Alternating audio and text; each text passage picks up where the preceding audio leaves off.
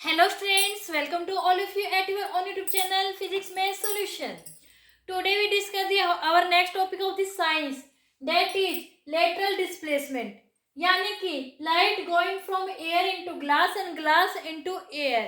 इससे हमें जो टॉपिक मिलेगा उसका नाम है लेटरल डिस्प्लेसमेंट. इसके बारे में बच्चों आज हम करेंगे और ये बच्चों एक इम्पोर्टेंट टॉपिक है, तो ध्यान से समझना और बहुत इजी भी है. तो आज का हमारा टॉपिक स्टार्ट करने से पहले हमारी वीडियो को लाइक कर दीजिए और शेयर कर दीजिए. चलिए स्टार्ट करते हैं. हमारा आज का टॉपिक है light going from air into glass and glass into air. Okay, सबसे पहले हम मान लेते हैं हमारे पास कोई भी ग्लास मीडियम के लिए हमें कोई ग्लास स्लेब मान लेते हैं, दैट इज दिस. ओके, हमने ये ग्लास स्लेब मान ली ABCD. ओके, हमने मान लिया कोई भी एक ये रे है, मान लीजिए P कोई रे है, यहाँ पर O पॉइंट पर क्या हो रही है, इंसिडेंट हो रही है, और यहाँ पर ये हमने ड्रॉ कर लिया इधर से नॉर्मल. क्या ड्रॉ कर लिया, normal and N dash. Okay, अब आप लोगों को आपने जो इससे पहले टॉपिक किया था साइंस का, उसमें क्या किया था, हमने ऑप्टिकली रेयर मीडियम और डेंसर मीडियम के बारे में पढ़ा था. और उसमें एक बात ये भी सीखी थी, जब कोई rare to denser medium enter करती है तो क्या होता है, और डेंसर टू रेयर एंटर करती है तो क्या होता है. तो हमने रेयर टू डेंसर मीडियम अगर कोई रे एंटर करती है तो ये वाला मीडियम कौन सा है बच्चों, एयर, यानी कि रेयर मीडियम. और जो ग्लास स्लेब है ये कैसा मीडियम है बच्चों, ये है ग्लास स्लेब का ग्लास मीडियम यानी कि डेंसर मीडियम. ओके, कैसा मीडियम है, डेंसर मीडियम. यानी कोई लाइट रे जब रेयर से डेंसर मीडियम में मूव करती है तो वो क्या करती है, वो नॉर्मल की तरफ मुड़ जाती है, बेंड टुवर्ड दी नॉर्मल. हमने यही पढ़ा था ना बच्चों. तो ये लाइट रे क्या करेगी, नॉर्मल की तरफ मुड़ जाएगी, यानी कि किस डायरेक्शन में ट्रेवल करेगी, PO से यहाँ से OQ की डायरेक्शन में मूव करेगी. ओके बच्चों, आ गया समझ में. और इसके बाद हमने कहा ग्लास इनटू एयर. अगर ग्लास से एयर में भी जाती है तो हम यहाँ पर इस पॉइंट पर भी क्या करेंगे, एक नॉर्मल ड्रॉ करेंगे. भाई नॉर्मल तो हमें ड्रॉ करने पड़ते हैं. हम मान लीजिए नॉर्मल मान लेते हैं ये, and double dash and triple dash मान लेते हैं.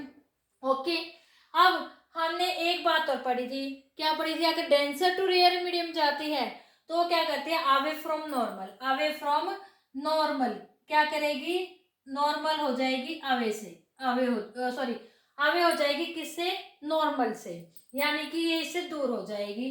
तो हम यहाँ पर ये कह सकते हैं ये एंगल ऑफ इंसिडेंस था, ये एंगल ऑफ रिफ्रैक्शन R1.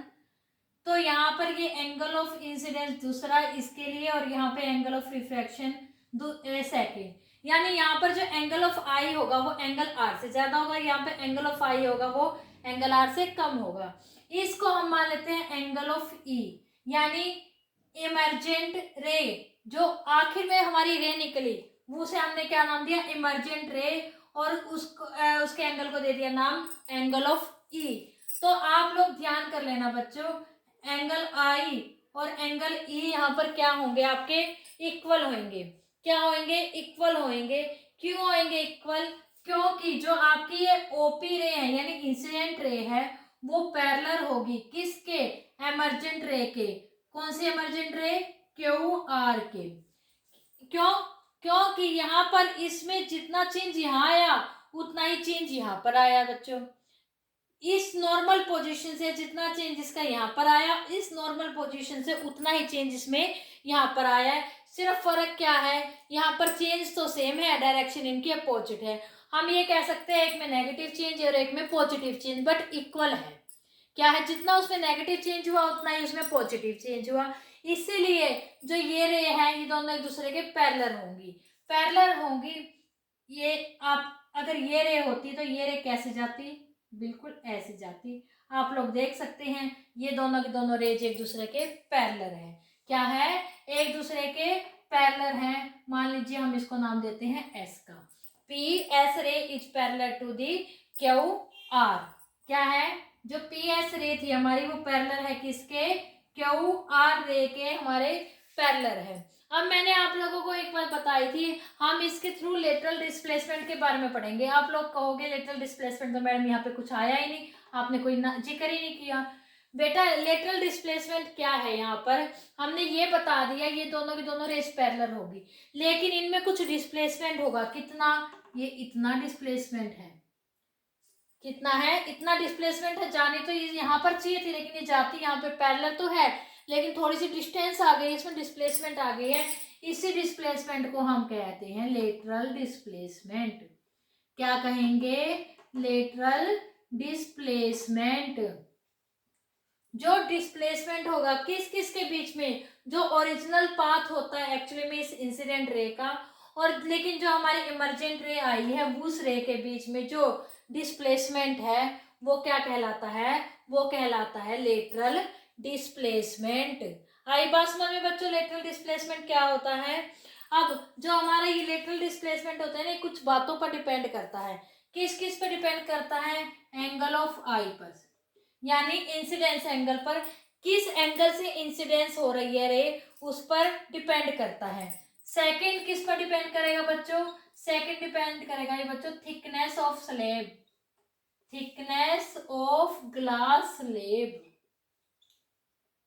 जितनी ज्यादा थिकनेस होगी और जितनी कम होगी उसी हिसाब से लेटरल डिस्प्लेसमेंट भी क्या होगा? कम ज्यादा होगा। ओके बच्चों, थर्ड पॉइंट होता है रिफ्रैक्टिव इंडेक्स। क्या होता है? Refractive index. इन तीनों बातों पर क्या होगा बच्चों? जो हमारा लेटरल डिस्प्लेसमेंट है इन तीनों चीजों पर डिपेंड करेगा।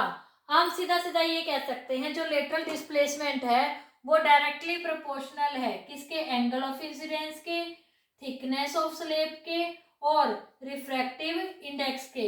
यानी अगर एंगल ऑफ इंसिडेंस ज्यादा होगा तो लेटरल डिस्प्लेसमेंट भी ज्यादा होगा, थिकनेस ऑफ ग्लास स्लेब ज्यादा होगी तो लेटरल डिस्प्लेसमेंट भी ज्यादा होगा, रिफ्रैक्टिव इंडेक्स ज्यादा होगा तो ये भी ज्यादा होगा। इसके अपोजिट अगर ये चीजें कम होती है तो ये भी कम हो जाएगा। आई होप बच्चों आप लोगों को आज का ये हमारा topic light going from air to glass and glass to air that is lateral displacement, जो इससे हमें टॉपिक मिला है बहुत अच्छे से समझ में आ गया होगा। फिर भी अगर किसी बच्चे को हमारे आज के टॉपिक में डाउट रह गया तो आप कमेंट सेक्शन में कमेंट करके पूछ सकते हैं। और अगर आपको आज की हमारी वीडियो अच्छी लगी है तो हमारी वीडियो को लाइक कीजिए, ज़्यादा से ज़्यादा शेयर कीजिए, हमारे चैनल को सब्सक्राइब कीजिए और बेल आइकन जरूर दबाना बच्चों, ताकि आपको हमारे आने वाली नेक्स्ट वीडियोज के नोटिफिकेशन मिलते रहे। तो बच्चों तब तक के लिए good bye and take care. Thank you so much बच्चों।